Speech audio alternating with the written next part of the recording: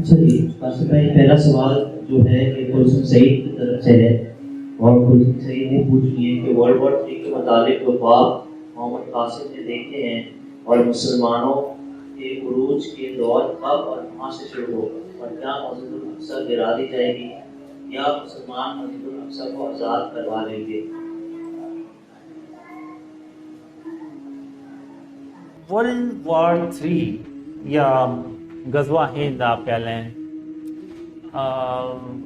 جو میں نے ڈریمز میں دیکھا ہے کہ ابھی پچھلے سال جو میں نے ڈریم میں دیکھا تھا کہ جب چھوٹی جنگیں شروع ہو جائیں اور وہ بھری جنگوں میں کنورٹ ہو جائیں تو وہ پھر یعنی ورلڈ وار 3 کی طرف جاتی ہے بات. اور جو ڈریمز میں آیا تھا وہ یہی ہے کہ جو اسرائیل ہے نا، سب سے پہلے تو وہ فلسطین کے ایریے میں کاروائیاں کرتا ہے، اور فلسطین کے ایریے میں ایک اہم جگہ پہ وہ ایک عمارت بنانا شروع کر دیتا ہے. تو جب وہ عمارت بنانا شروع کرتا ہے تو مسلمان صرف احتجاج ہی کر سکتے ہیں، اس کے علاوہ وہ کچھ بھی نہیں کر سکتے. پوری دنیا میں احتجاج ہوتا ہے لیکن وہ کچھ نہیں کر پاتے. اب واللہ عالم، ہو سکتا ہے کہ یہ مسجد اقصی کی جگہ پہ وہ کچھ کوئی ایسی بلڈنگ بنائے جس کی وجہ سے وہ پوری دنیا کے مسلمان احتجاج کرتے ہیں لیکن کر کچھ نہیں پاتے. اور وہ جب بلڈنگ بن جاتی ہے تو اس کے بعد میں دیکھتا ہوں کہ اس کی بیس میں ایک دھماکہ ہوتا ہے، اور وہ دھماکہ ایسا ہوتا ہے کہ اس سے کے نتیجے میں نا ایک ڈسٹ اسٹارم اٹھتا ہے جو ایسے چاروں طرف پھیلتا ہے، اور وہ اتنا شدید طوفان ہوتا ہے کہ اس میں آپ کہہ لیں کہ عرب کنٹریز کی جو بڑی بڑی عمارتیں ہیں نا وہ تباہ ہوتی ہیں. اس میں بہت سارے ملک اس میں اس کی زرد میں آتے ہیں. ایجپٹ آتا ہے، سوڈان، سعودی عرب، سیریا، عراق، ادھر سے آپ دبئی، قطر، یعنی یہ سارے جو عرب کنٹریز ہیں نا وہ اس کی زرد میں آتے ہیں. اور ایک ڈریم میں نے دیکھا کہ وہ کاروائیاں کرتے ہیں، پھر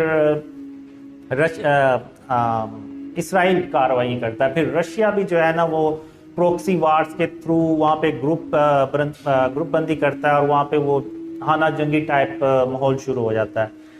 پھر کرتے کرتے امریکہ جو ہے نا وہ اوپنلی اس جنگ میں شامل ہو جاتا ہے، اور وہ پھر ورلڈ وار 3 بن جاتی ہے. اب اگر تو یہ چیزیں شروع ہو گئیں، یہ جو اسرائیل اور فلسطین کا ریسنٹلی جو کچھ بھی چل رہا ہے، تو آپ بھول جائیں، یعنی پھر مسلمانوں کے اوپر برا وقت ہی ہے. میں نے دیکھا ہے، میں بات کرنا تو نہیں چاہ رہا لیکن جو میں نے ڈریمز میں دیکھا وہ یہی ہے کہ مسلمان بہت زیادہ پستے ہیں، بہت زیادہ ان کو شکست بھی ہوتی ہے، اور بہت بڑی تعداد میں مسلمان مارے بھی جاتے ہیں. اور یہ عمل تب تک جاری رہتا ہے جب تک کہ غزوہ ہند نہ ہو جائے. مڈل ایسٹ میں یہ سارا کچھ چل رہا ہوتا ہے، لیکن پاکستان میں اللہ اپنی رحمت سے پاکستان کے لوگوں کو ڈریمز کا بتا بھی دیتا ہے، اور ان کو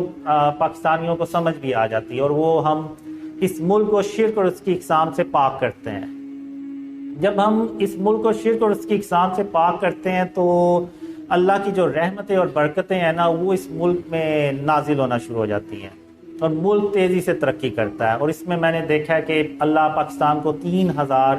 کالے رنگ کے ناقابل شکست جہاز بھی دیتا ہے. اور وہ جہاز وہ ہوتے ہیں جو جس کو دیکھ کے انڈیا کی اکیلے ہمت ہی نہیں پڑتی پاکستان پہ اٹیک کرنے کی، اور پاکستان اللہ کی مدد سے کشمیر بھی آزاد کرتا ہے. تو اب دوسری طرف مڈل ایسٹ میں جب وہ سب کچھ تباہ کر دیتے ہیں اور ادھر سے پاکستان ترقی کر رہا ہوتا ہے، تو آپ کو پتہ ہے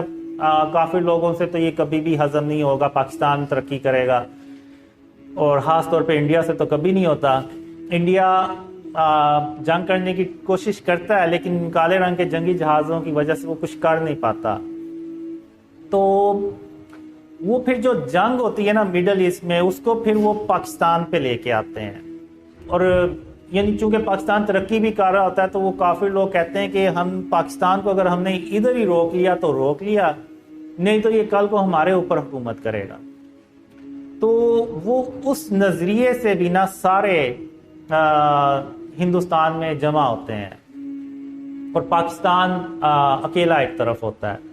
اس میں یہ ہوتا ہے کہ وہ اللہ اپنی رحمت سے ڈرینز پھیلاتا بھی چلا جاتا ہے اور بہت سارے مسلمان یعنی اسلام کا جو آخری قلعہ ہے پاکستان، اور جہاں پہ غزوہ ہند لڑی جانی ہے اور جہاں سے خاتم النبیین محمد صلی اللہ علیہ وسلم کا جو سچا اسلام ہے وہ پھیلنا ہے، تو اس کے دیکھتے ہوئے بھی نا پوری دنیا سے مسلمان پاکستان میں ہجرت کرتے ہیں، مائیگریٹ کرتے ہیں، اور پاکستان کی جو آبادی ہے نا وہ کافی پھیل بھی جاتی ہے، کافی زیادہ بھی ہو جاتی ہے. تو وہ سارے دشمن جب اکٹھے ہو جاتے ہیں تو یہ اگر میں کہوں کہ اس ایک طرف 100 ملک اکٹھے ہو گئے اور ایک طرف پاکستان اکیلا ہے تو یہ غلط نہیں ہوگا. پاکستان کو میں نے دیکھا ہے تقریباً چاروں طرف سے نا اٹیکس آتے ہیں اور وہ بہت خطرناک قسم کی جنگ ہوتی ہے، اور اس جنگ میں مسلمانوں کا جیتنا بہت ضروری ہوتا ہے. جو میں نے ڈریمز میں دیکھا ہے کہ جیسے مسلمانوں کے لیے غزوہ بدر بہت اہم تھی، اس جنگ کو جیتنا بہت اہم تھا، اسی طرح غزوہ ہند کو جیتنا بھی بہت اہم ہے. تو اللہ کی مدد سے وہ پاکستان جنگ جیت جاتا ہے اور پھر پاکستان مڈل ایسٹ میں جاتا ہے اور وہاں پہ رشیا اور امریکہ جیسی سپر پاورز کو شکست دینے کے بعد پوری دنیا میں اکیلا اللہ کی مدد سے سپر پاور بن جاتا ہے. اور پھر پاکستان جو ہے وہ خاتم النبیین محمد صلی اللہ علیہ وسلم کا جب سچا اسلام پوری دنیا میں پھیلاتے ہیں تو وہ پوری دنیا امن سے بھر جاتی ہے، اور وہ امن جو ہے وہ تقریباً 7-8 سال چلتا ہے. اور پھر اس کے بعد قیامت کی بھری نشانیاں، یعنی دجال آتا ہے، پھر اس کے بعد یاجوج ماجوج نکلتے ہیں، اور پھر عیسیٰ علیہ السلام وہ بھی تشریف لاتے ہیں واپس.